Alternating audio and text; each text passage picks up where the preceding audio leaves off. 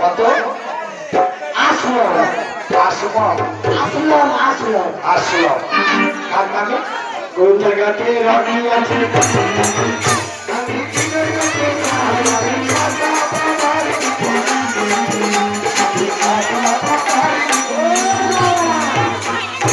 ওটাকে নাকি আর খুন হইয়াছে আর খুন তবে কুড়ি টাকা লাগবে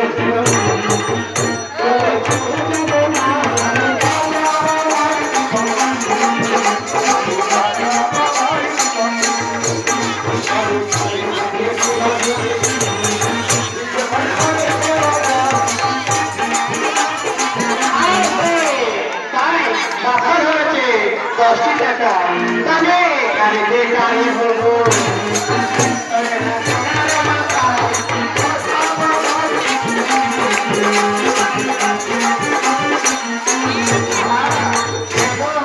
শুক্রবার আমার পয়সা হচ্ছে 10 টাকা করে। তাই তো প্রথম সালাম জানালো ভাইকে। এটা কি বললে?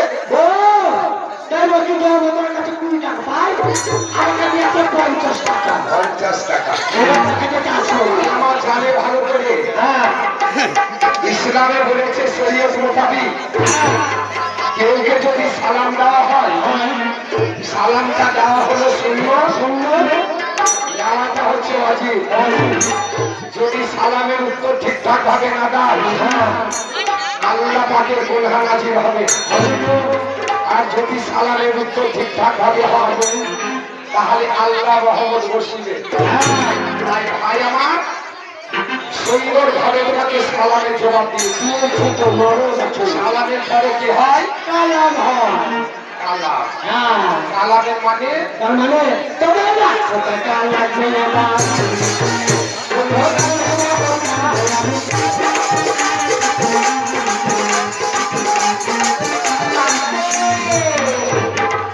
তাই বিদ্যু দিয়েছে 10 টাকা ছোট মাছায় তবে এখানেতে ঝুলু আছে ওই আমি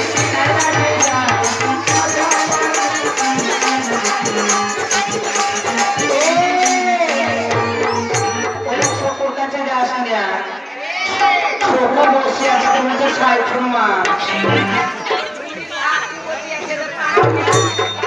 পয়সা দেয়নি। না না 60 মাছ তখন করে দিবে ও মানুষ নয়, না না ছোকরা হ্যাঁ তুই খেলেছিল রে। আরে আমার ইয়ে পাঠা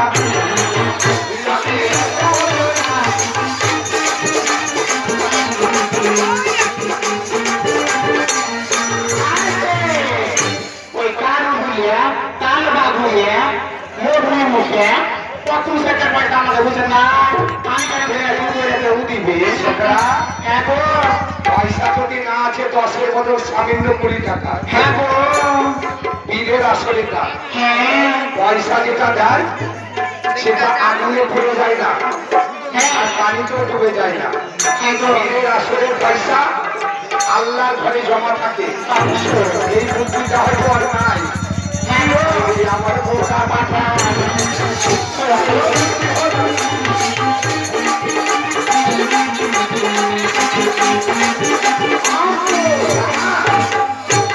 বীরের আসলে বীরের ওসিলাতে কেন খুশি করে সবাই দান করে জানে না? কেন কি আল্লাহ রহমত বর্ষিত হয়। নবী দুনিয়াতে আসবে না, আসতো না আর পীরের ওসিলাতে যদি দান করা হয় তাহলে পাক পাঞ্জাতন পেয়ে যায়। আর পাক পাঞ্জাতনে যদি পেয়ে যায় আল্লাহ পেয়ে। যদি পাঞ্জাতনকে আমার সৃষ্টি দান করতো আল্লাহ দুনিয়ায়, এই 18,000 মখলুকাতে একটি বালুর দানা সৃষ্টি হতো না। কেবল আমার পাক পাঞ্জাতনের জন্য এই দুনিয়া সৃষ্টি আল্লাহ করেছে। তাই দুনিয়াতে নিয়ে যাচ্ছে